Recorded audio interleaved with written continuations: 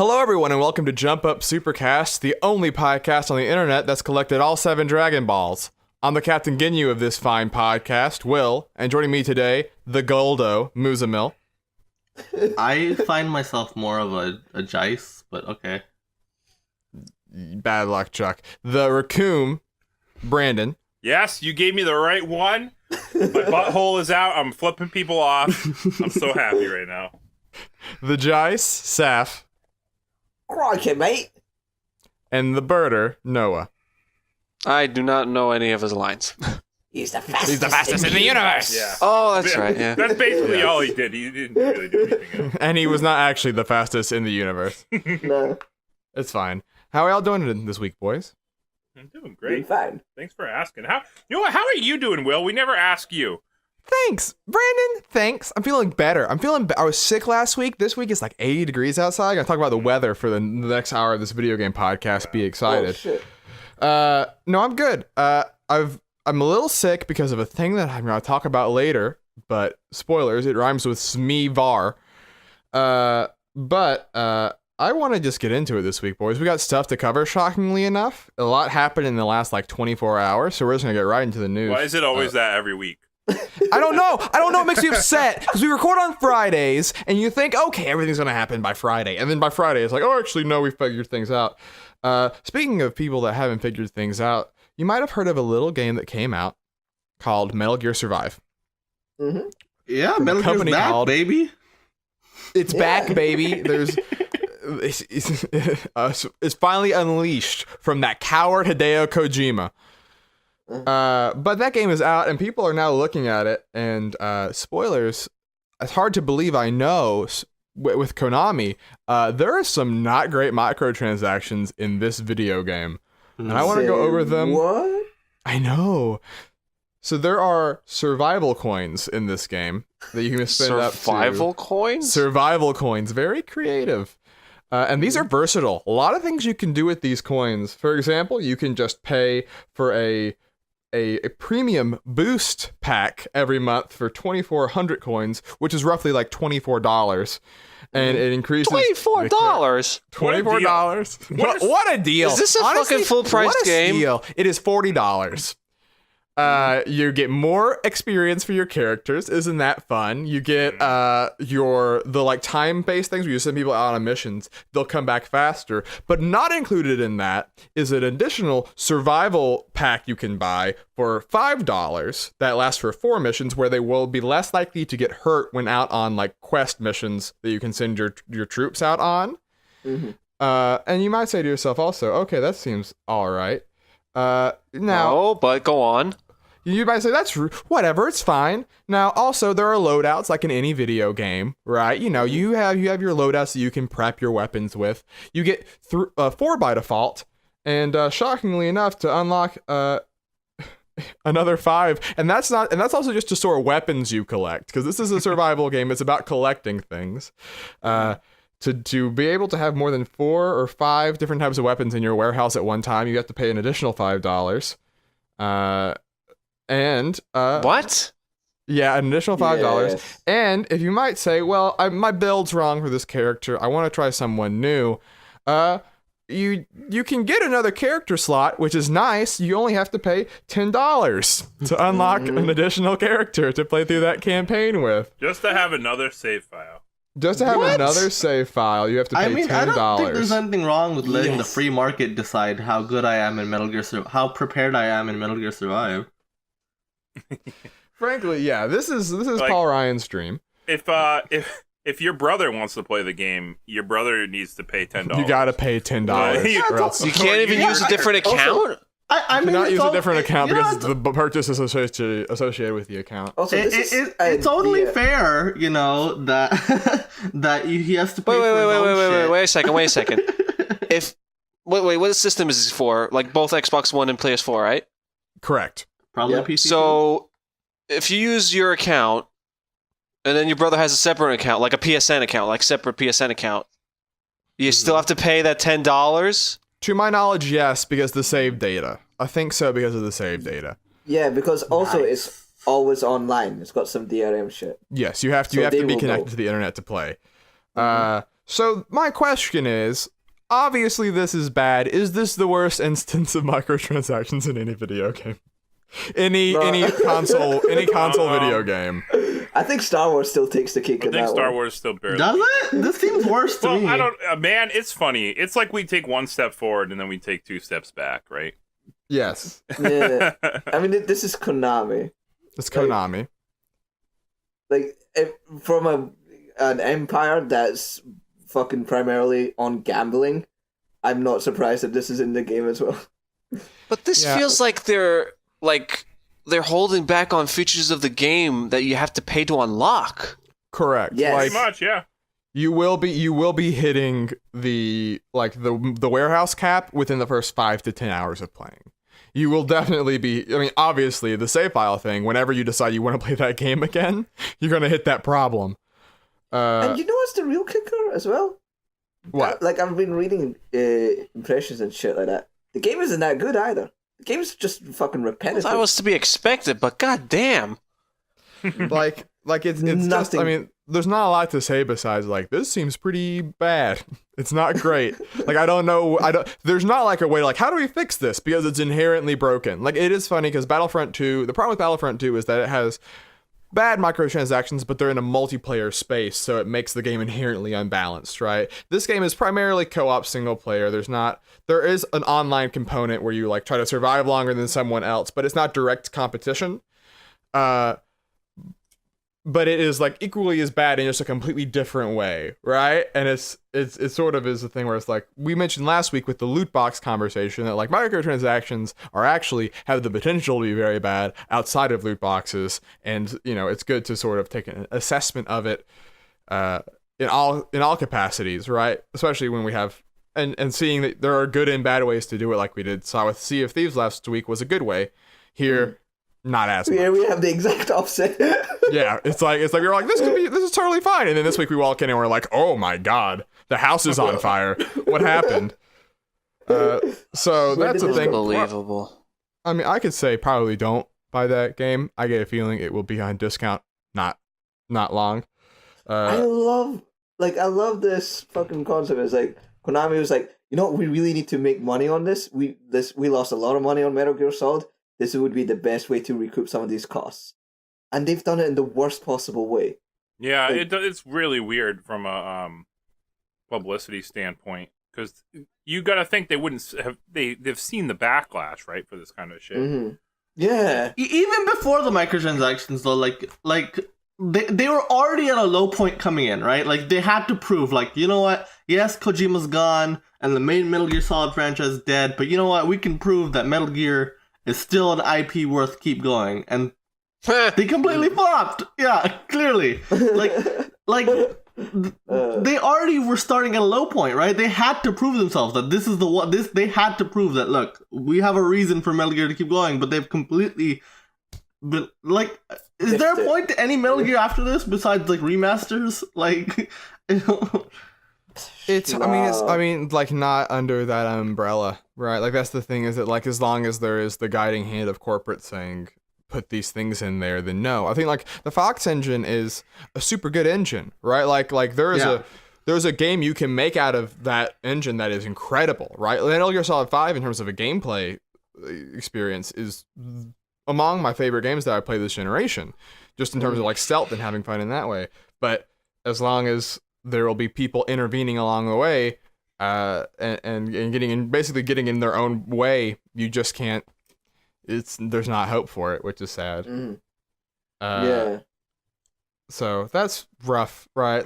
There's more of it. There's videos on YouTube. Angry Joe and Jim Sterling will talk about this more in depth if you want to find out there. But our impression, not great. To put it lightly. That's way of saying it. I'm just shocked that corporate greed would ruin something. I can't believe it. Where's it happened? Other news, Burnout Remastered was announced to everyone. Burnout Paradise Remastered. I want to get specific because boy oh boy, people are very excited about this video game. It sold well enough to not call it a cult Paradise classic, was but very good. yes.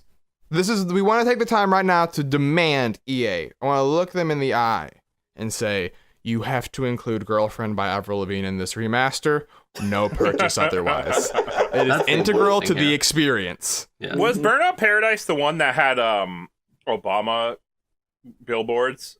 It did. At They some had updated billboards, so you could Yeah. people would buy billboard space in the game, which is very funny. That's sort of fallen off a little bit in recent years, but Yeah. they loved that during the 360 That was generation. Mhm.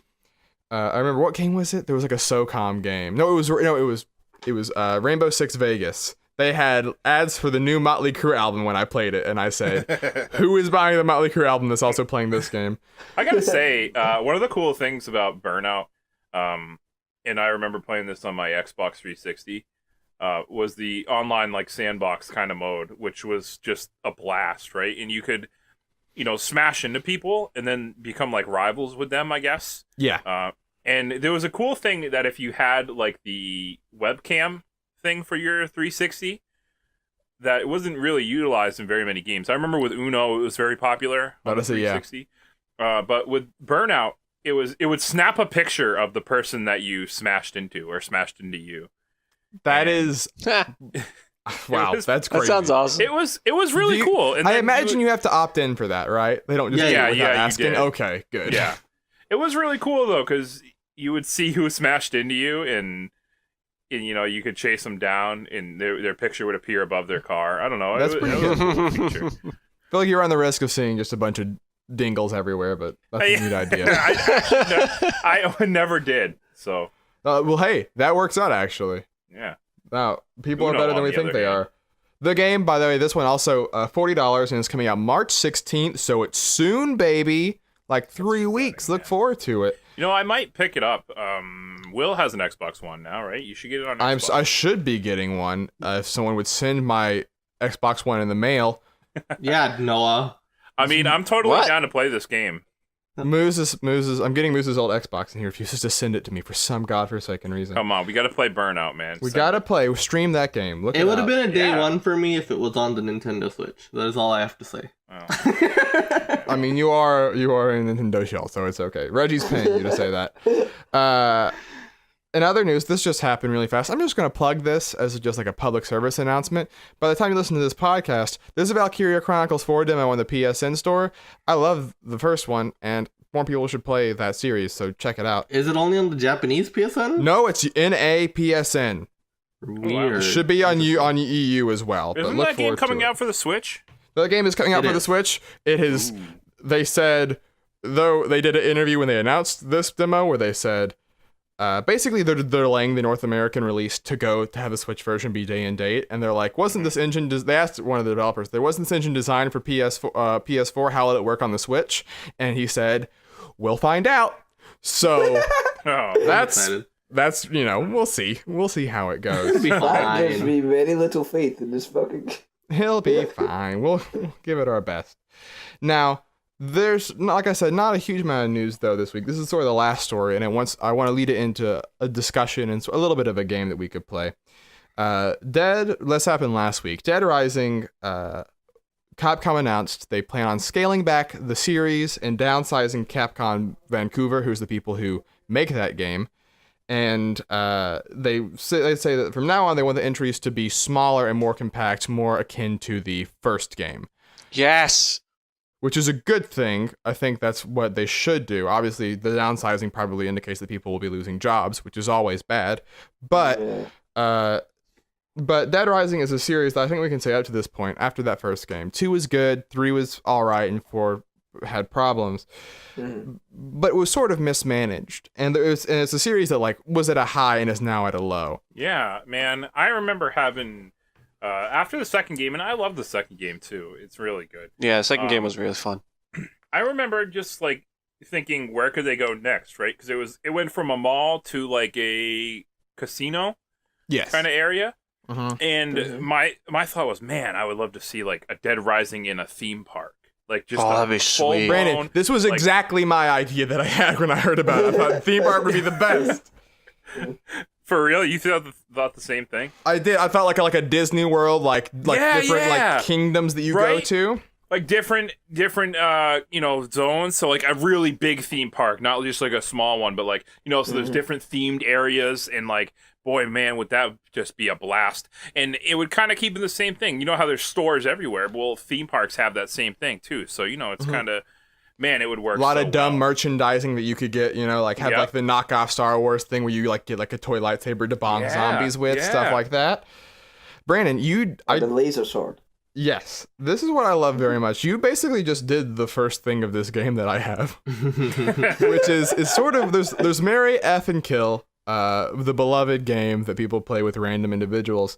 But I want to do reboot, remake, or let it die for these series that I think are not in the spot that they once was. That they really don't. They are not in their prime. And I want to go over them. I want each of you to tell me reboot, remake, or let it die. If you want to do I thought one was sequel. Sequel, you can do remake or sequel. I would lump those two together, right? So if you think that it should just continue on as is and give it one more shot, tell me that. If you think that it needs to be rebooted, tell me that. If you think it needs to be just there's no hope for this franchise, or tell me that. Out of 3 choices. Yes. Now, if we want to reboot it, I want to do what we just did with Dead Rising there. Let's come up with an idea, right? What should we do? Dave, Nintendo, Paul, Sony, Dan, Microsoft, and James, third party, come into the room and say, jump up Supercast boys, you're controlling the industry now. Tell us our new projects. Well, Capcom, if you're listening, you already got a good idea for that one's for free. Dead Rising 5. That is for free. You are welcome, Capcom. Are we calling it 5? You're welcome. Dead Rising 5. Dead Rising 5. Keep it going. Question for that one. Are you still Frank West? Do we let Frank die? You know what? I got an idea. Nah, let's not make it Frank. I got an idea. What? Oh? Multiple main characters, and you get to choose which one you want, and then there's different storylines for each one, so there's replayability. I don't think Dead Rising has the budget for that, but okay, let's... Scaling it back is the problem. Grand Theft Auto 5 style, baby. I was thinking, you just zoom out and then go to Adventureland at the same time. So first up on my list, this one's for Paul Microsoft, Halo. This was one of the biggest franchises in gaming. And then last year's Halo Wars 2 came out, and you forgot that game came out. I thought that was a spin-off. It's a spin-off, but that game had Halo in the name. True. Halo 5 Guardians came out, and it was not part of the conversation for more than like a couple weeks, right? That series is in a different space than it was when Halo 3 was an event, right? You got the Mountain Dew game fuel launched with Halo 3, baby. Big deal. Talk about it. So do we think we need just to sequel it? Do we need to reboot it? Or do we need to just let it die? Oh, we're not getting 3 different games? We're just choosing between those 3 choices for one series? Yeah. Oh, okay. I Kill it. thought you were going to give me 3 different series, and then I have to choose, kind of, you know what I mean? Yeah. But I would give it a sequel, just in like Halo 6. Maybe not call it 6, but Halo 6. But like, they need 343 has not made a good Halo game. I'm gonna go out and say that, okay? Yeah. And even when they tried remastering the Halo games, they bungled that too, okay? I like the remaster of the Halo games. Halo games are fun.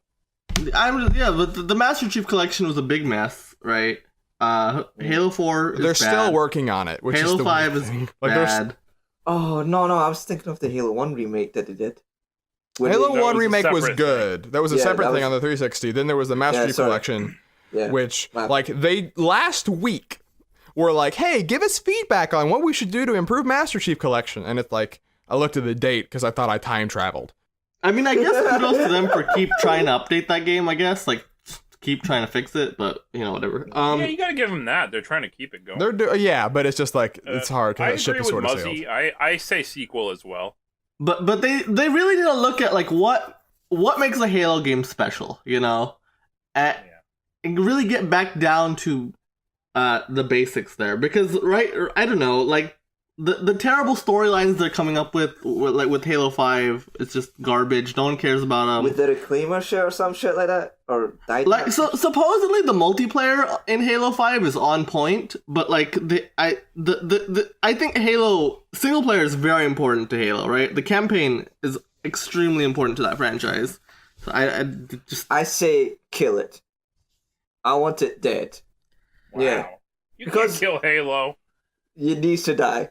Like, I feel No. as though, like, the problem with Halo stems from the fact that it's called Halo.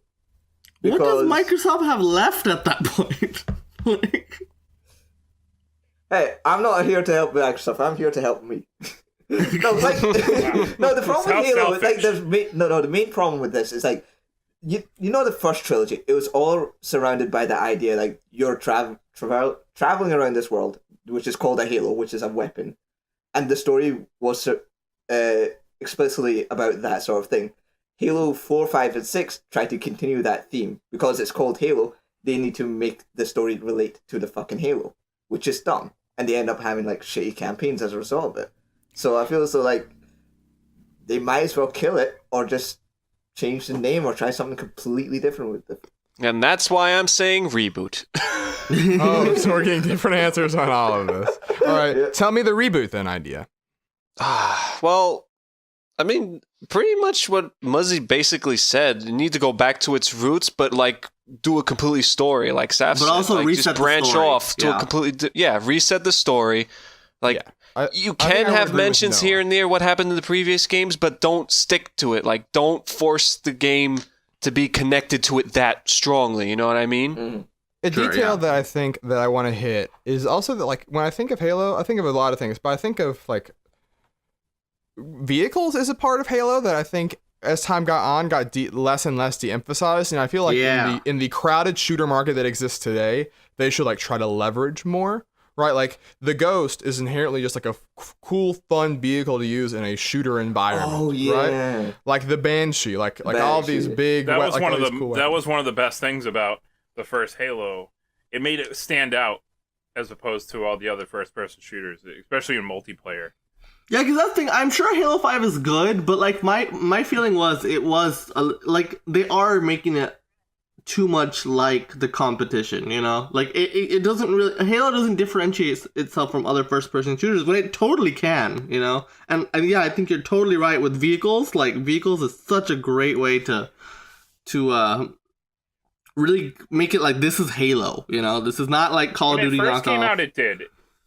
It was completely brand new. When I first played the Halo multiplayer, and this was coming from a guy who played the shit out of like GoldenEye and Perfect Dark, but I was still blown away when I first played Halo. I was like, I can see how this would be a blast to play nonstop. Yeah. Halo multiplayer was fantastic. That's for It sure. was so good. Like the first, like Halo 1 and 2 on the Xbox, the multiplayer, there was nothing like it. It was just so much fun to play. Mm-hmm. Mhm. Here's one. Next up, we just talked about it earlier. Metal Gear Solid. Kill it. Just Kill it. kill it. Kill it. Kill Kill it. it. Kill I it. thought Kill so. it. I thought we all kill it. agreed. So that's Metal good. Gear is not Dragged Metal on way Gear. too much, and the original creator's not around to guide it in its proper. It'll never be the same. You can't have Metal Gear without Kojima. I'm sorry. You just Yeah, no. I agree. Don't ruin its legacy. Just let it die. Here's another one. We control it, so we can make changes happen if we want. Silent Hill. I'm in the same boat. It's the same situation, really. Because there's this whole thing, like the first 3 were really good, but then after that it started to decline and go in different waves. Like, they put a much better effort than they did with Metal Gear, but I feel they're still not succeeding, so... They almost did it. Yeah, look at Silent Hills though. Like the potential is there for like a weird thing, but can we get anyone to do that? Hideo Kojima's gone, but we're in control. All right, we're in this scenario. We're commanding Konami. Who do we want? Wait. Who did Shattered Memories? Shattered Memories was by a different team, like half the team that from the original team, I think. Yeah. They could still do something with Silent Hills, like if they do it to give it with. So that's what I said. They did try, and they almost got it. It was nearly there. Who can Konami outsource it to? Like, would be because I don't think they have the internal talent to do Silent Hill. To be honest, I really don't. Here's the thing. Guess who just left Activision? Or no, they're still in Activision, but guess who just left Sledgehammer Games? Who? The guys who worked and were one of the creative directors on Dead Space. Oh, Do you think that they could get a shot at this baby?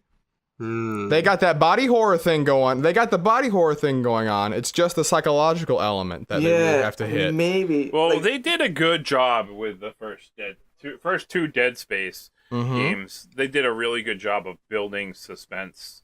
Mhm. and They were good with making atmosphere, you- yeah.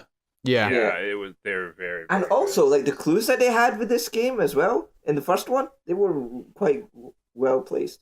I don't want to spoil it, but the chapter names, Mm-hmm. for example, That's a well-known spoil. You can spoil that. Yeah. So no, they've done well in regards to like dropping down hints or like putting some lot of psychological element to it. So yeah, I can trust Dead Space Okay. guys with Silent So we're rebooting Silent Hill with the Dead Space guys. with Sure. Dead Space Yeah. guys, yeah. Sure. I mean, Okay. I would be okay with that. I would be interested. I think they're qualified. It's just a matter of if they'll be able to succeed or not. All right. Mhm. Here's next up. This one hurts me to say it out loud. Paper Mario. It needs Sequel. a proper sequel. You Sequel, So I yeah. guess in a way it's a reboot because we are ignoring Super Paper Mario. We are ignoring, especially ignoring Sticker Star, and we're ignoring Color Splash. Okay, those games are gone. We're ignoring Miyamoto basically. Whoa! Before you talk too ill about, leave Color Splash and Super Paper Mario alone. Okay. Okay, I don't care. They're fine games. You know, they're really funny, just like Paper Mario is known for. But regardless, we need to pretend they didn't happen. Okay, we need to. You can trash on Sticker Star all day, but I won't stand here and listen to you badmouth Super Paper Mario. Super Paper and Mario Color is Splash. great if after Super Paper Mario they went back to Thousand Year Door. That's the issue, I mean, right? yes, Is yes, that like but you can't. You can't say Super Paper Mario was not a good game. No, of course it was a very good game. It was a really good game.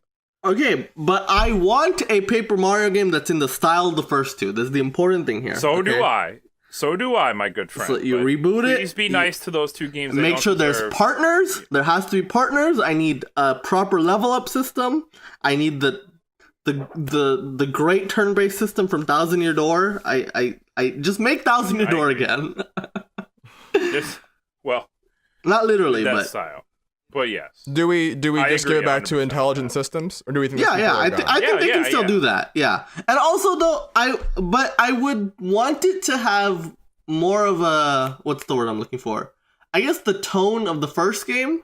You know, because I liked how kind of basic the first Paper Mario is. You know, it's very bright and colorful. The story's not too like, because Thousand Year Door went in some wild places, right? And I liked it. I liked that more.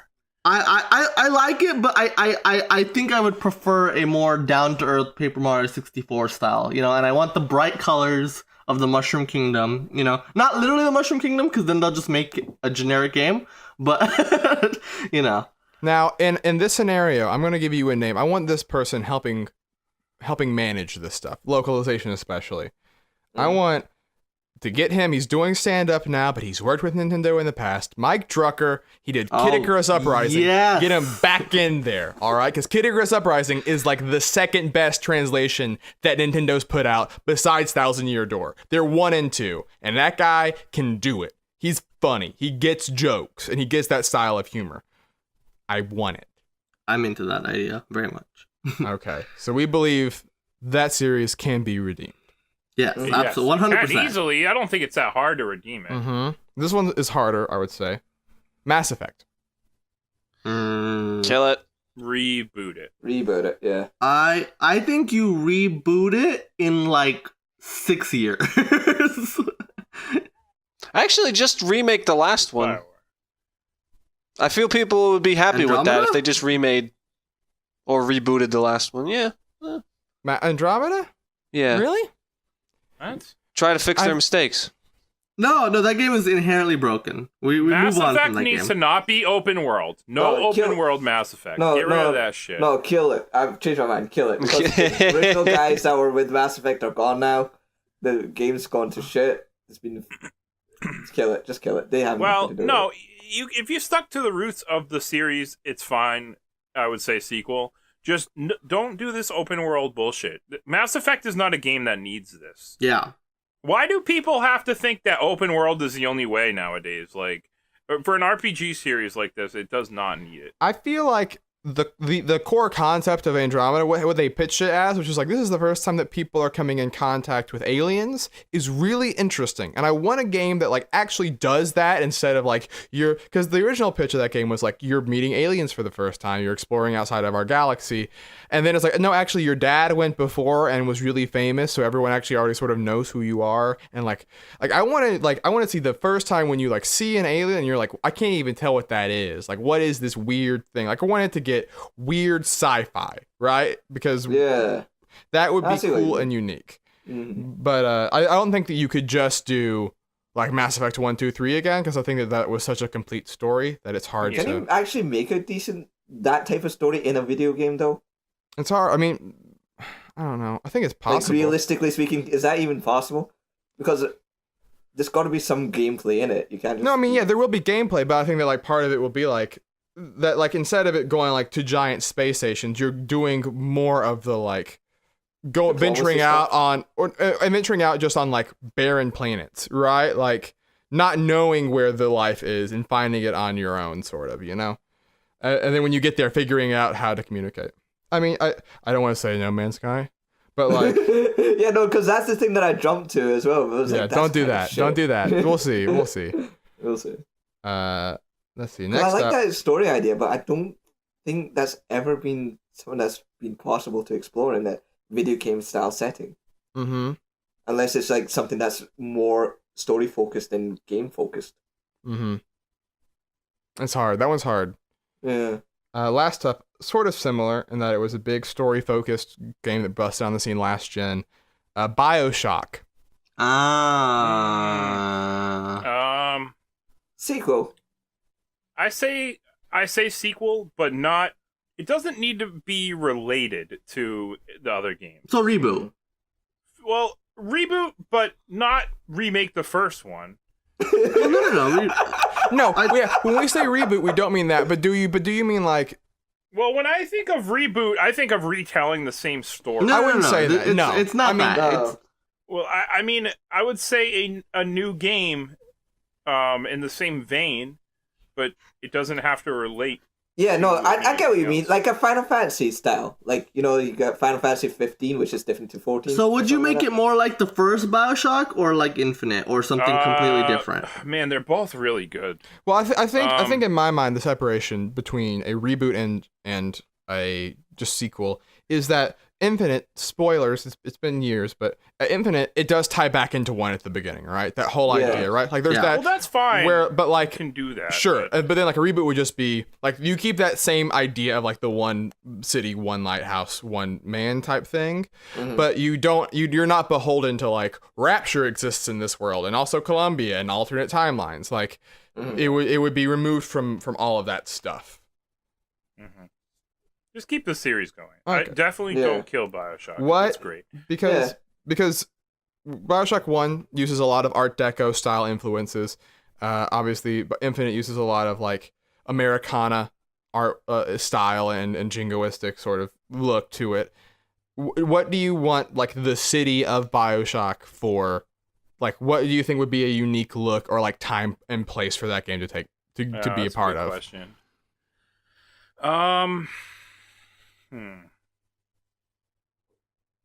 I like the idea of like the time like Chicago, but back in like the gangster era Chicago. Because they already have kind of those kind of weapons. Yeah. Right? Because you have like the Tommy guns and the pistols are all kind of from that era. And sort of like like a pinup style look, maybe a little bit. Yeah, like a noir kind of, maybe. Because they have that in the DLC a little bit, right? In the Beneath the Sea, whatever DLC. I would like to see a fully fleshed out kind of area like that. Yeah, that would be cool. I can see that. That would be cool. Wouldn't that change the game quite significantly, though? Like, if you're going to go for, like, Mafia style sort of thing? That's why it's a reboot. Yeah. No. Oh, is he trying to... I thought he was trying to... But what's his name? The guy who... Ken Levine? The main guy. Yeah. Isn't he kind of done with it? He's done with sort of BioShock. He is done with BioShock. He's doing something else. I think Didn't he almost kill himself trying to make? Yeah, no, it was he- a lot of stress trying to push that game out. I think that that's not a serious. I don't think that it is as much like a Metal Gear situation. I think that like you could using the because like Infinite has a lot of flaws in its storytelling, right? Like one has some as well. I think that it is not one where it's so completely tied to Ken Levine that no one. Yeah, else could someone touch else it. can make Bioshock. You know? Didn't somebody else make two? He just kind of oversaw it. Yeah. Like he didn't even want to do another one. Yes. Yeah. He was sort of like, and then they made two. He's like, well, I guess I'll come back for this new idea. I have. Yeah. So you could do. I mean, two is probably the worst one, but it's still a good game. Mm-hmm. Let's see. So that's sort of my list. I think we saved the video game industry. Good job, everyone. Yeah, You get it. We did Good it. job, guys. No microtransactions in any of these proposed games, by the way. Correct. I would say the opposite. I want microtransactions in every single thing we mentioned today. Murder Muzzy. Why is he in this podcast? Kill him. right now. Dead Rising 4. If you want the dual chainsaws, you need $5.99. Yes. Amen. Yes. The actual thing is that every I'm sorry, single Dead one of these Rising 5. games- My bad. Every single one of these games will actually be rebooted as a games with a service model, and Yes. look You forward need to the first pay expansion. real world prices for tickets to extra attractions. Yes. All Oh the my boosts gosh. in Bioshock, they cost every boost costs 99 cents. Oh my gosh, man, we could make this so evil. We could be so evil right now. Oh my god. We have that power. Well, you do drugs in Bioshock. I mean, you want to pay for those drugs. You just get like real life. addicted and you have to pay for the drugs or else you have to oh my god. You can't keep playing the game. Your character is addicted to drugs now. You got to pay. Game over if you don't pay 99 cents. It's all your fault. Real life. 99 pennies. This is Beautiful. absolutely disgusting. Speaking of absolutely disgusting, last week I won the game. I did it. You won the game? That is very disgusting. Yes, I did. Many people are saying. So this week I have the honor and the privilege of making the game myself. And we talked a little bit a couple weeks ago about just like Final Fantasy VII remake, remember? And how long, when will that game come out? When will that happen? When will Smash Brothers come out? These are all questions we ask. But I want to look back and let's see how well we remember how long we had to wait for games in the past, right? So I have He's going to take you back to the past. take you back to the past. I have 5 questions. I have 10 games here and 5 sets of questions. I'm going to give you 2 games. You tell me of those 2 games which one took longer from announcement to release. Okay. This If you is get fun. it right- I like this game. I like this game a lot. Not development time, from announcement to release. Okay. Yes. If you get it right, you get 1 point. I will tell everyone. Then I want you to tell me, give me your guess of how many days it was from announcement to release for that game. Fucking Days? days? You can just say like a year and 6 months, right? You Okay. don't have to be like 972 and 3/4 days. Thank you. Yes. Well, we'll see with some of these games. And then whoever gets closest on that bet will get an additional point. So are we going to take turns? Like you're going to call out our names or what? Or do we just I'm going to call out your names. I'm so going to lose this. But it's fine. First up, Honor system, boys. honor system. Make your bet. Don't be like Price is writing it. Don't be a scumbag. Put the Google away, please. Put the Google away. Put the Google. First up, 2 landmark PS2 games: God of War 2 versus Final Fantasy X. First up, we're gonna do Brandon. I'm gonna go with Final Fantasy X. Okay, Muzamil. Well, Final Fantasy X was announced with 9 and 8, if I recall correctly. So it must have had no, but it was pretty quick. I'm gonna go with God of War 2. Okay, and Saf. I'm gonna go God of War 2. Okay, and then Noah. I'll go with God of War. Bad news, boys. Brandon's the only one that is right. Final Fantasy X. Final Fantasy X took longer. I'll tell you right now that God of War took under a year. 356 days. Was announced at March 2006, released March 2007. Wow, that's impressive, Yeah, actually. Very impressive. Yeah. So now give me the date, the numbers for Final Fantasy X. Give me just a year and months and days if you want. I'm gonna say 2.5 years. Okay. Muzamil? Hold on. Is this without going over, by the way? No, I'm just going to say closest. Yeah. If you're over, but you're closer, then it's fine. I'm gonna go ahead and say 2 years. 2 years and 8 months. Yes. Okay. Saf? 3 years. And Noah? 2 years, 3 months. It was 1 year, 5 months, and 19 days. Hey, I win. We are going. I should mention this. We are going off the earliest possible release date for these games. So that means if you did the North American release, it would be more. But Japan. I'm actually not that, but it's kind of crazy because they announced 9, 10, 11 on the same day, and for them to have gotten 9 and 10 out within a year and 3 months. It's pretty crazy. How many did you say? A year and whatever month? A year and 5 months. 1 year, 5 months. months, 19 days. Like, they didn't take games to, like, development. Sure, there were long development cycles on certain games, but generally games didn't take that long to make compared to today. I mean, like... Also, 11 was a shitty MMO, so... Well, okay, yeah, but also, like, Final Fantasy 1 through 7, the time it took for those games combined is the same as Versus 13 to 15. Don't worry. Game. Don't worry. We'll get to that. Fun. Number 2, up, Persona 5 versus Tokyo Mirage Sessions Sharp FE. Who's going first? Moose, you're up. Why? Hold on. I know the dates. Don't Google. I'm not Googling it. I know the exact dates of both of these.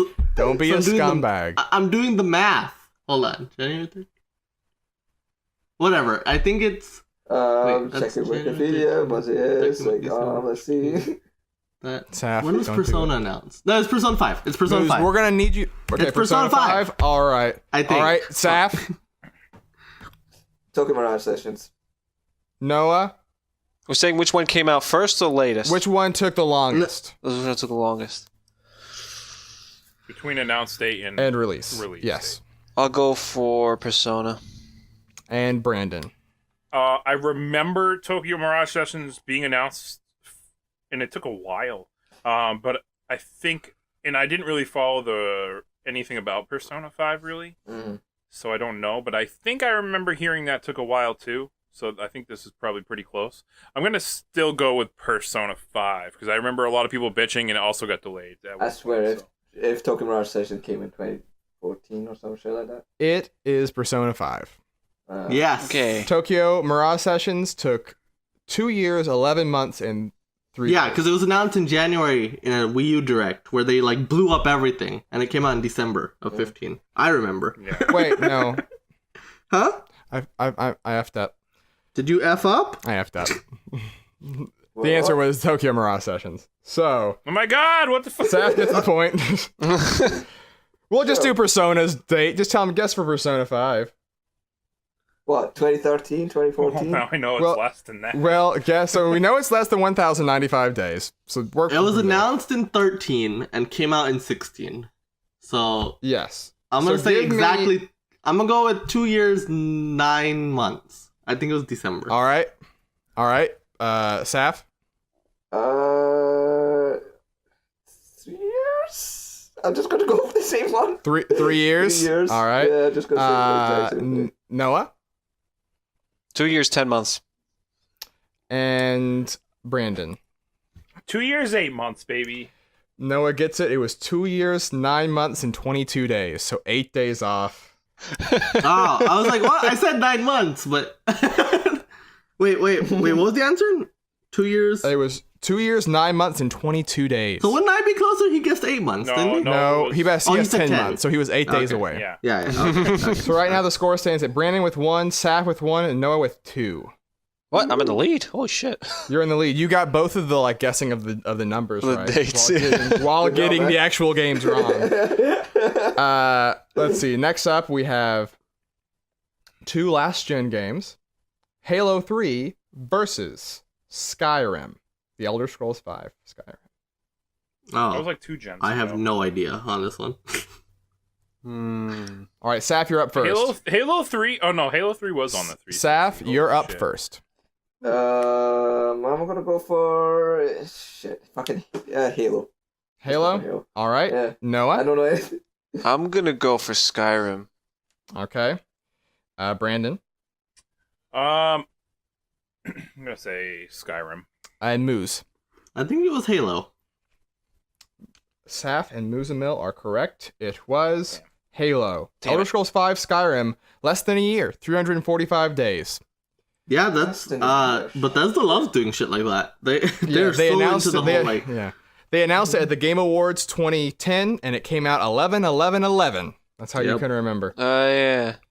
Now, give me the number for Halo. For Halo? Saf, you're up first. 5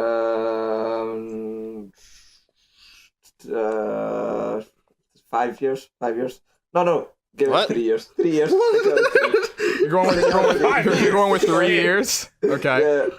I just All Steph right. really loves that number. 3 years. Okay, Noah. 2 years, 2 months. All right. Moozamil. I'm gonna go with a year and 9 months. Okay, and Brandon. I'm gonna go with a year and 8 months. Brandon got it. It's 1 year, 4 months, 16 days. I feel like that was. I keep losing by a month to someone else. This is bullshit. Brandon is playing dirty. Everyone take note. All right, next up. And I want to say, I normally when I do like get the numbers for these games, it doesn't take much effort. I had to sleuth it up for these two games. Nice. I'm waiting for Smash versus Final Fantasy. No, Ocarina of Time versus Final Fantasy VII. Oof. Oh. Shit. Oof. Who's first? Noah. Final Fantasy VII. Okay. Brandon. I'm gonna choose Ocarina of Time. Moozamil. Ocarina of Time. And Saphir. Ocarina of Time. Everyone except for Noah got it right. It is, in fact, Legend of Zelda Ocarina of Time. Can you guess how long it took, though? What was the Final Fantasy one? Final Fantasy 1 was 11 months and 7 days. 3 years. Sounds about right. Yeah. 3 years. God damn it, Seth. 3 years. Very Let's do it. close. All right, so Noah, you're up first. How long it took Ocarina? I'll go with a year and 10. Okay, Moozamil. I'm gonna go with. Fuck. Seth said 3 years. 2 years, 11 months. Okay. Brandon. I'm gonna go with a year and 11 months. Is Saf, are you sticking with 3 years? 3 years. Saf, your loyalty is paid off. It was 2 years, 11 months, 28 days. You were 2 days off. Yes! The days is always what kills me. This bullshit. Days is what kills you. No, that was. I remember that original demo. Yeah, when they unveiled the Nintendo 64, they showed off Zelda 64. See, I didn't know anything about a demo or Final Fantasy VII. I was just guessing. It had brown-haired Link in it. Yes. I wasn't born, Finding but I the remember dates that tech demo. Finding the dates for those is so hard. I had to go to a Japanese-only site, go through a scanlation of Dengenki Boko, and find which one was the one where they announced Final Fantasy VII, and then find when they published that magazine. It was an effort. I appreciate your. Thank you. It was what I did at 2:30 in the morning last They night. announced Zelda almost 3 years before the game came out? Yeah, Zelda 64 was Zelda 64 was an incredibly hyped game. Huh. Mario 64 and Zelda 64 got shown off at the same time. Yeah. It was a tech demo, wasn't it? Or some shit? It was. It was a demonstration. And then let's see. I mean, does that count for fucking Twilight Princess with that Space World tech demo? Well, we don't know. It turned. Yeah, and they also said Turned into Wind Waker. and the Zelda 64 specifically turned into Ocarina of Time. Yeah. I mean, at least that had gameplay. Yes. Now here's one. The tech demo at Space World was literally just a CG cutscene. Now here's the last one. It's the big boys. This is where the big boys play, huh? Final Fantasy 15 versus Duke Nukem Forever. Motherfucker. Brandon, you're up. Brandon, you're up. Duke Nukem Forever. Okay, Muzamil? I don't know how long because Final Fantasy 15 took 10 years. I can confidently say that. Mhm. Fuck. I mean, I'm assuming you're counting versus 13, right? Yes, versus 13 counts, yes. Yeah. Okay. I'm gonna go with Final Fantasy, I guess. Okay, and then Saf Duke Nukem. and Noah. Duke Nukem. It is Duke Nukem Forever. Damn. No, let's see. So then we got to go. Final Fantasy 15 took 10 years, 6 months, and 21 days. So what then is Duke Nukem Forever? Brandon. 12 years, I think, something like that. I'm gonna say I think it was like 15 years. Okay. I'm gonna say that. Moose? I want to say 12 years. Oh, sorry. God. Saf, we're going in order. Sorry. Moose. I'm gonna say 12 years and 1 month. And 30 You prick. and 29 days. I'm gonna You son of a bitch! You son of a bitch! This I is hate you absolutely so much. disgusting. All right. Saf, your answer was? I'm gonna. Can I change it or is that? You can change it. You can change it. We're going in order. Okay. I'm gonna go with 12 months and 12 months. 12 years, 12 years and 2 months. 12 years and 2 months, and then Noah. 13 years, Noah? 7 months. 13 years, 7 months. Brandon, what was your number again? I just said 15 years even. The answer was 14 years, 1 month, and 29 days. Fuck. So Noah scores a point. That brings our... Wait, Noah was closer than Noah me? was closer. Because, yeah. I said 13 years and 7 months. Yeah, Yeah. so he was 5 months off while you were just over. Yeah. Wait, what was that tagline though? Didn't he say a tagline? It was like after 12 fucking years it should be or something like that? That was when he came. That was when they re-revealed the game. Yeah. And then it took 2 years after they re-revealed Yeah. it. God damn it. So it was... I knew it was close to 15 years. Yeah. So the final totals are Brandon at 4, Muzamil at 2, Noah at 4, and Saphir comes in with the win with 5 points. Oh, shit. So this is a first-time win for Saf. This is upsetting because I knew when a lot of these games were announced and released, but doing the math for months The and numbers years, game screwed you over. It's really annoying. Uh-huh. That's very funny. But it's okay. Except for Muzzy, you thought that Final Fantasy took longer than fucking Duke Nukem. I mean, it's Duke Nukem Because forever. Final Fantasy took 10 years. How Headline. Muzzy, well, have you not been around? No, he's a Fucking baby. Duke Nukem. He's Duke Nukem took fucking forever to come out. the majority of Muzamil's life was the development of Duke Nukem Forever. It was called Duke Nukem Forever because it was fucking took forever to come out. Yeah. So, I want to get to a thing really fast of just about the games we've been playing. Mhm. So, Brandon, you've told me you've turned on your 3DS again.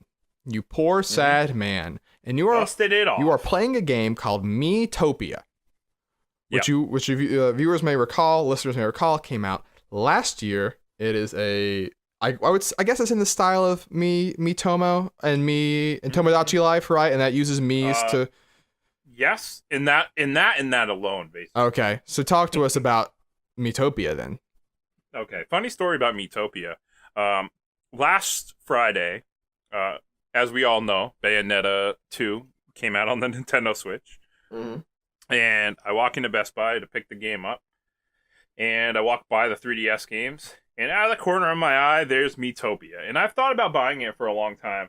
And I just never saw it at the store. And I couldn't be bothered to order it online because I never would remember or care enough. But I would always kind of look for it when I went to Best Buy. And that's the only real place I buy games.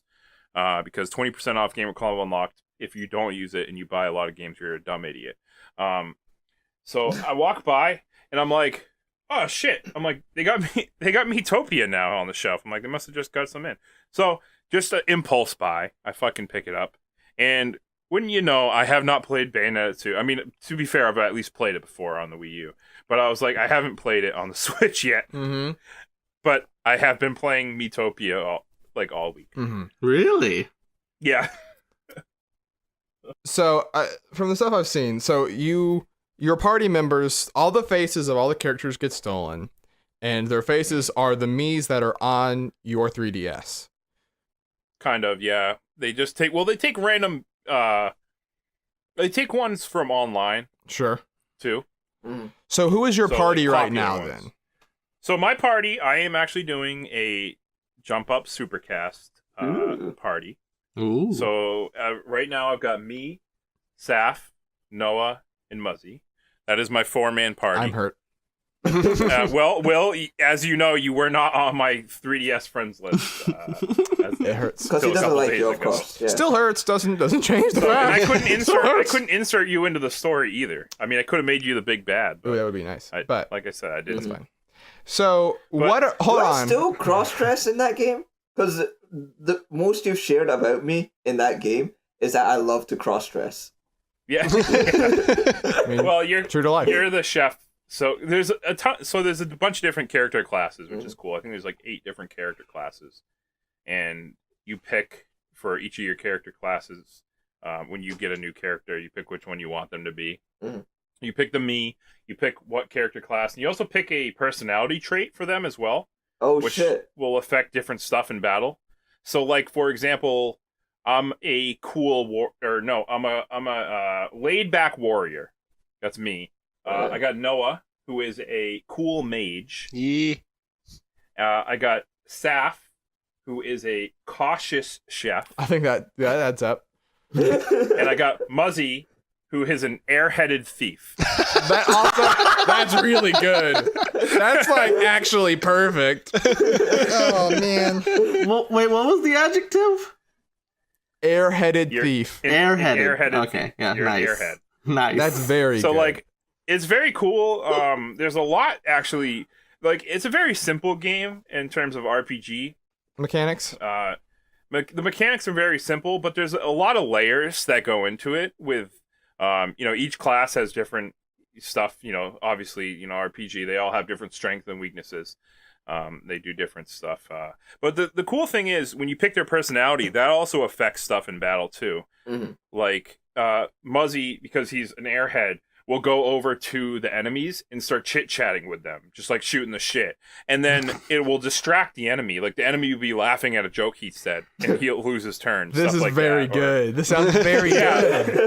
It's super cool. And then, like, or Saf, he's cautious, so he'll wait a turn. He'll skip his turn. He'll be like, kind of like, okay, well, I'll be ready next turn. And then his next turn, he'll be, like, more powerful. Like, he'll hit with more extra damage. This is very cool. Yeah, and it's cool stuff like that. And then when after every map, kind of you go on like a journey for each area. When you get to the inn at the end, you pick who's going to sleep in which room, and if you sleep in the same room as another party member, you bond. And each character has like a bonding chart. Like, it'll show you how close you guys are, and the closer you are, the more random stuff that can happen in battle. Like they'll be like, hey, watch out, like, call, and you'll dodge an attack. Well, wow, thanks for having my back, buddy, and stuff like that. Or you'll be trying to show off because you're best friends. So it'd be like, Brandon's trying to show off to Noah, and I'll do more damage. That's cool. I love that. Yeah, I love that whole lot. you can also get into fights, which is funny. Like, Noah was getting into fights with like everything. And that would affect battle too. Like you'd go to attack the same enemy. Or Noah would go to attack, and he'd be in a fight with Saf, and Saf would be like, "No, I got this." And then they'd like start both attacking the enemy, but also hurting each other at the same time. Motherfucker right here. And the only way to mend it would be like to stick them in the same room together. It's really funny. It's a good game. I tell you. Yeah, that's it's neat. very simple, but there's a lot. It's a lot If of you're just charm looking to to have a fun time with an RPG, and it's very like the customizable stuff with putting your friends in the game, or even just putting like some of your favorite characters with Mii's, it makes it even more. I can fun. journey with I Mr. definitely T. recommend the game. I've always wanted to pick it up. I never got around to it. I'll definitely consider getting it now. Yeah. Yeah, if you're looking for a laid back RPG without being too stressed about overthinking, it's a great game. Okay. That's very cool. Thank you for that, Brandon. I've been playing a game this week. I've been playing multiple games on a platform I got rid of it to help trade in to buy my Switch, but I now have again a PlayStation VR, and this time I actually have Move controllers this time, so I can actually like do cool things with the VR. I mean, it's only $200 now, It's right? only $200 now, so it's shockingly affordable. I got a PS4 Pro last year. I had my old PS4 around, so I traded in my old PS4 for $200 trade-in value. So smooth sailing, baby. That's you get $200 for that shit. It was last weekend. It was like a special trade-in deal. They do it every so often, so they'll probably do it again sometime. I'll be keeping an eye out for that, man. I kind of want to get a PS4 Pro. It's a neat thing, but I played 3 games primarily on it.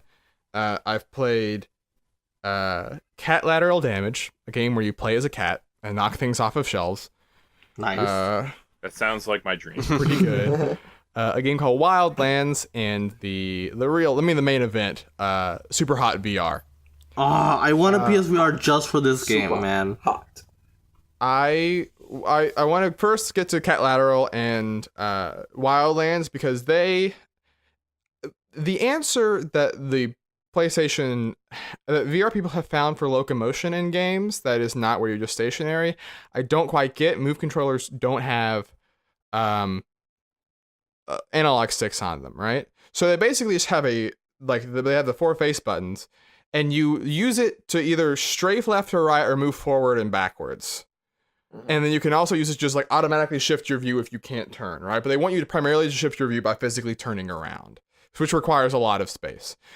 And the thing is that I don't think they still, I mean, in Wildlands and Cat Lateral Damage are obviously smaller scale indie games, but I do feel the VR sickness set in after like 10 to 20 minutes with those games, right? I can play for a little bit and I'm like, that was fun, but I better get out soon or else I'll be feeling like garbage the rest of the day, right? Because your body your eye seeing yourself move while you are stationary just inherently F's with you, right? And it makes me wonder how games like Skyrim VR work, but maybe it seems like the movement in that game is smoother, it's more natural, so maybe it doesn't cause as much sickness. But Super Hot VR is so cool. It's so cool. It's great. It's like, I mean, you look like an idiot. My mother was in the house as I was playing, and she walked in and she just laughed at me for like 5 minutes because I looked so dumb. Just like punching air and like be like pow pow pow, but you feel like Neo in the Matrix, right? Like a guy comes up to you and you just grab the gun out of his hand, grab another gun on the table that's next to you, and then just cross your arms and shoot 2 guys that are both coming at you, and then you just throw them away, pick up a bottle and throw it at a guy. You're like, I feel like the coolest guy in the world. I've heard it described as you're basically John Wick. Does that sum it up pretty well? Yeah. Yes. I mean, I'm not because I die too often, but when you get it right, you're like, yeah, baby. I want justice for my dog. So I think that, and I have other games that I bought. They had a big PSVR sale. I want to play the Psychonauts VR game. Hopefully, I'll have that for next week's podcast. But gotta play the Until Dawn game because that's the reason why I want to play it. I will. They gave a new demo disc that has it on it, so I'll try a couple of those levels and then hopefully get the full game. But look forward to just like my weird journey with VR over the coming months because or Resident Evil 7. I heard Resident Evil 7 is Resident Evil 7. I watched like Maximilian play that game in VR, and like, man, I don't think I can do it. That looks like the part where you get a knife stabbed through your hand, but it's like your hand. And like in your vision, and you're just like, I'm good, right? When the guy's like getting the knife and like cuts your mouth, but it's like fully in your view and where your mouth is, you're like, thank you very much. I'm out of here.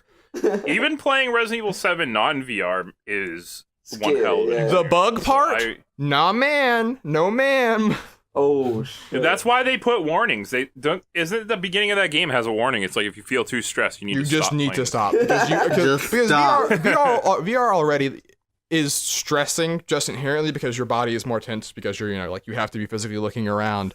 But like I cannot imagine that. I might do it when I feel really really brave, but I'm not brave enough. Resident Evil 7, dude, I gotta play that in VR. That game is really good, but I don't know. I wish VR didn't make me motion sick. Otherwise, it'd be all. Kind of makes me motion sick too. I mean, like Super Hot doesn't at all. A few games don't. The one that really messed with me the most was Drive Club VR, just on the demo disc. because whenever you hit a wall, they're like, whoa, and they like jostle you a little bit. But when your vision jostles, but your body doesn't, especially your brain's like, this is wrong. Stop. And you know, actually though, when I had it, I don't know if it's the same demo disc, but it's a different demo disc. They've updated it. It's a different, because the launch demo disc, it was really bad actually, because apparently it was like a lot of really older builds of the game that weren't really fine-tuned perfectly for a VR experience. And so actually playing on the demo disc, actually, you're more prone to motion sickness in those demos than you would in the actual game. So thankfully that is fixed. Oh, but play Res VR. I can go on... But yes. Please play Res Infinite in VR. Because that I played Area Res X, Infinite when I had it originally. Yeah. Area X is just, oh my god. Yeah. So that's all very neat. But this is that, you know, VR is the cutting edge. And sometimes it's more important to look back and to say, where does this, you know, like, what are the good games that have come before? And so that means we move to the list. That's a and nice segue. This is where it was labored. Don't worry about it. This is a time for us to plug that we uploaded the first episode of the Jump Up Supercast Game Club, and we talked about Dragon Ball FighterZ, and like we will do on the Game Club, we're gonna put the games we talk about on the list when we are done with them. Moose, tell me, where did Dragon Ball FighterZ end up? Somewhere near the top. I don't remember. Oh my god! It was number 4. It was number 4. Good job remembering. It made it to number 4. Below Donkey Kong Country 2, but above Shovel Knight Treasure Trove. Pretty impressive for the first list game. Very impressive. Do not expect that for most list games. Or for the first, not the first list game, but the first club game. For the first, sorry, the club game. You're correct. I'm sorry. Listen to the Jump Up Super Club or Game Club if you haven't. It's really fun. It's a blast. And also nice job editing, Noah. I just want to say. Oh, thank you. Every week, nice job. Every week, Noah's the reason that we sound listenable. Yes.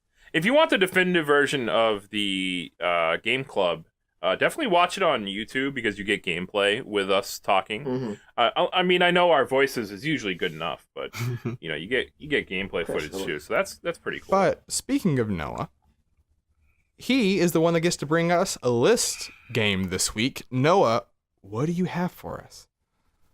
I am going to bring Red Dead Redemption to the list. Ooh. Red Dead Redemption. This is the most modern game on the list, besides Dragon Ball FighterZ. Now that I look at it. 3D Land, actually. Well, 3D Land and Stardew. You're right. I'm sorry. But it feels the most modern, right? Like, I don't know. Like, and we have it's a big old AAA Rockstar game.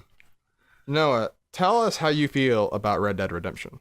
I absolutely loved Red Dead Redemption. It's so good. It's like one of the best open world games there is. Well, it was. Well, right now this is Breath of the Wild, but we can't add that to the list yet, so it doesn't count. But yeah, I fucking loved Red Dead Redemption so much. Like, the story was amazing. The environments were so, what's the word? Not engaging? More immersive? Immersive, that's the word, yeah. Yeah, they were nice and varied too for the yeah, you'd think for a whole desert you'd think you'd not have that much variety, but there actually was. Yeah. They actually pulled it off really, really well, and there's so much to do besides like the main quest. You have all these different side missions, bounties, like all these you can hurdle up cattle if you really want to go that route. And like, so good. It's just so good. The multiplayer was amazing. 16 player. I think it was 16 players. Yes. We had me and Brandon had so much fun there too. We had co-op missions. Yeah, those co-op missions were fun. And all the modes, online multiplayer modes, were just good. It was like it had normal death matches, team death matches, and then they had the gold sack. So you pick up the pile of gold and you have to bring it to your base. That was great. And then they added like DLC, the undead. What's it called? The Undead Nightmare. Nightmare. Nightmare. That was a completely separate game at its own. Yeah. Yes. Yeah, for real. Like, probably the best DLC that's ever come out. It's my favorite Rockstar DLC for sure. Yeah. A thing that I think I loved Red Dead Redemption 2 as well. Red Dead Redemption 1 as well. I said 2 like TOO. But we're super hyped about 2 too, believe me. Yes. When that game comes out, we'll be talking about it. But Are we? yeah, bad news. Yes, we will. I like Rockstar games, but like I have an issue with Grand Theft Auto 5, right? Which is that a lot of that game it just feels really mean-spirited, right? Just like, hey, look, here's the guy, here's like a Ryan Seacrest like parody, and we're gonna like tattoo a dick on his face, and it's like, this game came out in 2013. Are we like dunking on Ryan Seacrest? Like, hey, like we're making fun of Facebook. It's like but not like it didn't make me like laugh enough to really like make it justified in my mind. Red Dead Redemption is a genuine story, right? It's a genuine story of John Marston and this guy like in the title, searching for redemption, wanting to escape the past that he led. Sort of like Grand Theft Auto 4, but I think executes it much better because it is removed from the modern environment, right?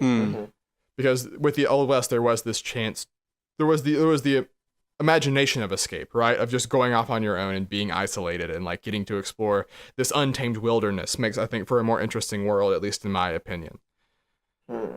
And like you said with the desert thing, like I love it. Like if you showed someone the first area versus Mexico versus further in the west part of the map, you can tell those parts of the map apart very clearly, with them still like being, arid areas and deserts and just plains. Like you can still tell those apart very well in the design, which takes more effort than you would think. Yeah. And it's like they fill up all these environments, like even the simple thing like the wildlife, like you get coyotes, bears that like you interact with, and like so all these different kinds of animals. You can find wild horses and like what's the word? Not saddle. What is it, like taming? You tame wild horses? Yeah, you can tame. No, there was a specific word that is break them. Break him. Yeah, you can break them. Yeah. And that's I mean, yeah. Yeah. The thing I love too is I love the side quests in that game are shockingly good, right? Like the side characters get a lot of build up, and there's also fun, just like individual ones that let the game still have a more funny side to it while the core story is pretty serious. Yeah. It had a lot of good side characters. And honestly, it's the only Rockstar game that I've ever 100% like got that statistic, in the game. If you go to statistics, it says 100%. The only Rockstar game I've ever done that. And it's honestly, if you ever played a Rockstar game, it's usually a pretty big task. Yeah. Oh no, Red Dead Redemption is not a small game. It is fucking huge. No. But I loved it, man. I didn't even feel burnt out by the time I did it. I was like, man, I still want to play this game. So what really compelled you to actually 100% it then? Like, was it just the world itself? There's a lot of things. It was so like even after you beat the game, there's just the gameplay itself was just so fun. And it was very smooth and really fun. Yeah, the combat was way better because Grand Theft Auto isn't really known for its combat. It's always been kind of janky.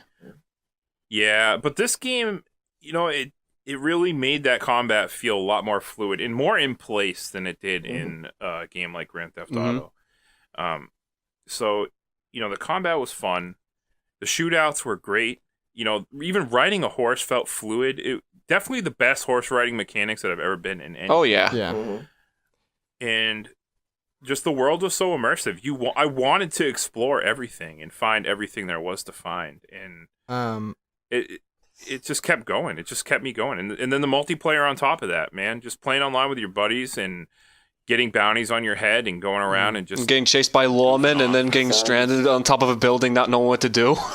That sounds like a very glowing review from your end. Yeah, and I mean, I speaking of shootouts, I want to make mention of something. The duels, the ending of that game. Oh yeah. God. There's few games where the implementation of one of the core mechanics in the final moments of the game is completely turned on its head and is used to make such an impactful statement on that is a thematic statement, right? Like the gameplay enforces the theme in that moment. I will not spoil it for people that do want to play it because it is backwards compatible on Xbox 360, but it is or it's backwards compatible on Xbox One, I should say, but it is one of my favorite ending sequences for a game, and it's definitely my favorite for Yes. Rockstar, for a Rockstar game. Yes, I agree 100%. If I had to make a top 5 best endings in a video game, that's in there, without a doubt. So Nice. we've given a lot of heaping praise on this game. Mm-hmm. Noah, where do you want to put it? To the top, baby. Number Ooh, one. alright. Number one. My God. My boy. All right, so let's get a vibe for how everyone feels about this. Moose? I no. He hasn't even said a word for the last like 5-10 He was minutes. just getting more and more fed up as we talked about how much we liked this game. How great this game was it? I played like an hour of it and I didn't like it. So why didn't you like Story it? of my life. I don't know. So why didn't you like it? I totally believe you that it's this amazing game, great open world, blah blah blah blah blah blah. But at least put it at number 2, you disgusting people. Christ Jesus. That's all. Well, that's all I have only to one say. person. First of all, you disgusting people. Only one person has said that so far. All right, so what do you slow your roll? No. Explain yourself. Maybe you can just make a better argument. Like, so what? So why did you stop Well, playing? I mean, do we take this? No. Okay, I'm not yeah. gonna argue Say what this you 'cause wanna say. My experience is Yeah. very invalid. You know, I Well, no. Let's hear it. Well, why do you? We Go want to on. be open-minded and then shit on your. Before we get to Moose's position, I want to get the rest of everyone's stances. Saf, where are you at? I'll just agree with the other two. You what? Where are you putting it? Where do you want to put it, Saf? I'll agree with Brandon and Noah. Just put it at number 1. I didn't. Brandon even hasn't said it yet. We're just assuming Brandon. just putting words in Brandon's mouth. I'll agree with Noah. You're the one that started this, Moose. You can't get away with this. All right, so Saf, so you want it? Where do you want it, Saf? Number 1. I'll just put it at number 1. Why? Do you actually want it at number 1? I can't tell. Like you.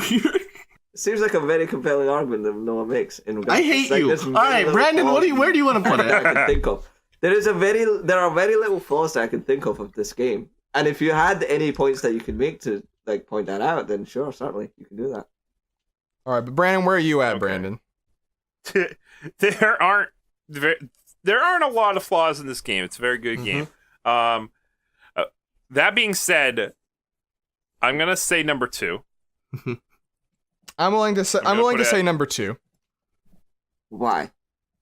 Because I understand, and this is going to be your common refrain. Get ready; it's going to happen a lot.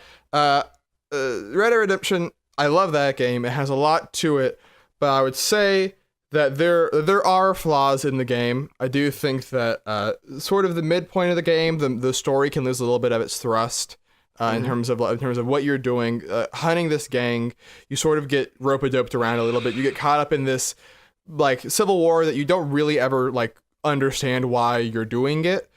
And I do have some issues with just little side things like how poker is super busted in that game and a few other things that like aren't huge flaws. Yeah, but those are like part of the mini games. They are part of the mini Yeah. games. But I would just say that when comparing it to Ocarina of Time, which also has flaws along the way, but I would say are overall lesser. Now that I think about it. Well, I mean, the mini games what Ocarina had was what, like fucking target practice. Yeah. No. What's more frustrating, like the poker games or the water temple in OG Ocarina of Time? I mean, don't get me wrong. Water Temple. I think the Water Temple has become a meme on its own. Yeah, but it was. It's not as bad as There's a everybody. reason why it became a meme because it was pretty shit. Well, I Having mean, to yes, fucking switch but out it into also kind Iron- of because the internet, it kind of got blown out of proportion. It's not as It's bad. not as bad as people make it Yeah, seem. but it's I still think pretty Ocarina of Time overall is a very like even experience. I feel like from beginning to Even end. experience, okay. Water Temple what- aside. Like, on. let's just Well, separate. I want to it from get the to a memes. point, All right, guys, Brandon. that I think needs to be said. Go on. And as good as both of these games are, they both have small flaws. Like I think there's no perfect game. There's no such No. thing. and both games have Besides flaws. Knack. I'll kill you, but that's a meme too that needs to die. But that's another conversation. Knack never dies. Anyway, what I was trying to say with both games. Listen, as much as I love this game, I think, and I have to look at it from this standpoint because when comparing the games, it's hard. Ocarina of Time was genre defying. Red Dead Redemption was not genre defying. It made it better. It might be one of the best at its genre, but it didn't create almost a new genre, kind of like Ocarina of Time. Ocarina didn't really create a new genre. Well, I mean, at least it was genre defining. I don't think Red Dead Redemption was. I think. What games have taken the lessons from Red Dead Redemption? Do we really want to just make the top of the list just like that? So what type of games? Well, but I mean, I don't want to. But when I if have you think about that, then freaking nothing is ever gonna beat Ocarina of Time. Sure, that's Ocarina of Time's one of best things about it, what it made is like its masterpiece. But you can't really hold it up just for that. You have to look at the whole picture. Okay, well, if I had to pick personally, also, Ocarina of Time was more of a personal experience. I just hold it slightly above Red Dead Redemption for me personally. Just as a gameplay experience. Okay. Overall. So I think it's time to do a vote. I think we've spoken our thoughts. We're already outmatched 2-3. Well, no, we need. No, Will hasn't decided what he wants. I haven't decided. That's the thing. Because the War Temple is pretty shit. Like, I understand the ideas, But also on Will's point, of it being... he was right about the middle of that game. The story veers off and has no relation to the rest of the game. All of a sudden, randomly in the middle. Yeah, but the whole point of the open world exploration is that that didn't really seem like a big concern because you had all this stuff to do anyway. Yeah, because you always visit in different places and you expect to have different types of stories and different problems to deal with. I don't complain about Ocarina of Time because somehow I end up just dealing with the Gerudo village and all the thieves. Okay, I think I'm gonna go with it at number 1. And my reasoning is because I think that both of them are incredible games. This is not a slight on Ocarina of Time in any way. But I think that the heights of Red Dead Redemption were higher than the highs of Ocarina of Time, and I think that they have comparative lows. Okay, is my thing, right? I'm That's a good point as well. It was much harder to make a good game nowadays than it was back then. Yeah. Also, yeah. Sorry, go on. No, my apologies. Go on. No, and I think there's a variety there. So I think I'm willing to put it. There's a variety with Red Dead Redemption that I think that it does more things at an extremely high level than Ocarina of Time does. Though I understand the argument that Brandon and Moose made. I think is very valid. Yeah, no, I totally. You know what? If I had to compare climaxes, Red Dead Redemption wins in that climax of the game. No, I totally get it. I understand the arguments that Muzzy and Brandon make, and I totally get this was one of its kinds. But I still feel as though when it comes to even in today's societies, there's still some glaring flaws in that in Ocarina of Time that still in today's games you wouldn't really accept really. I'm doing a huge jerk off motion right now, just to be clear. A very large jerk off motion. So mad. All right, so coming in, we did it. It finally happened. Ocarina of Time is dethroned. We did it. We did it. Moose is upset, but this is the point of the list. So we have now 11 games on the list. It's gonna keep going down. Top 5 games right now. Number 1, Red Dead Redemption. Number 2, Ocarina of Time. 3, Phoenix Wright Ace Attorney. 4, Donkey Kong Country 2. 5, Dragon Ball FighterZ. That's a good top 5. There's a variety there that I'm actually very proud of. Same. And you know what else I'm proud of? Do us a favor, listeners. Were we wrong? Were we wrong? Please tell us. Your opinion won't change anything. No. I wish. Are we? I'm gonna do this on air, so get ready. I believe there will be a point. We do it twice a year, right? Where we do the re-ranking. Yes. So twice a year we will be taking a look at the list and moving one game to a different spot. So if there's one that you as a viewership think this is disgusting, why is it here? Ocarina of Time is clearly better than Red Dead Redemption, or Stardew Valley is clearly better than Mario 3D Land. When Star Fox Zero inevitably gets the number one, please ask us to re-rank it. We will make a Twitter poll with the games that we think are the most likely to want to be worthy of a discussion, and we will use that to help guide our re-rankings when that time comes around later on. How fun! So I'm going to do that. Yeah, it'll be fun. So yeah. I mean, you guys can have some sort of say. we can see what is upsetting. We'll figure it out. Yeah, let us know how fucking dumb we are. But I was gonna say I'm pretty proud of that top 5. You know who else I'm pretty proud of? My top 5, the people on this podcast. That was a good episode, you guys. I'm proud of you. I want to take the time before we leave. Moose, help us plug some stuff, some social media. I would love to, William. You can find us on twitter.com at JumpUpSupercast. You can find us on Facebook. More importantly, you can listen to us on YouTube and SoundCloud and other podcast services, iTunes, etc. Please rate us 5 stars on iTunes, because that's how people get discoverability on iTunes. We're also on the Instagram, and are we on any other social media? I'm not remembering right now. We are also on Twitch. We're also on Twitch. Jump Up Supercast. That's the name for all these social media pages. Yeah. We play lots of games there. Yeah. We just did a Mario Kart 8 stream. It was pretty fun. I wasn't there, but I hear it was great. Not archived, unfortunately. But... Part of the reason why it wasn't. Part of the reason why it was. Yeah, exactly. We're gonna be streaming our Game Club game, which is Alundra, which is a PS1 RPG. I'll hopefully be streaming some of that before the next episode of the Game Club.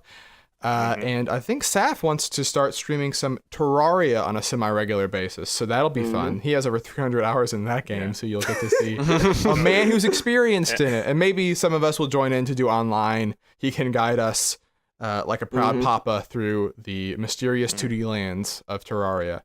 And also, I'll just pop up randomly to play. I might set myself a schedule. Yeah.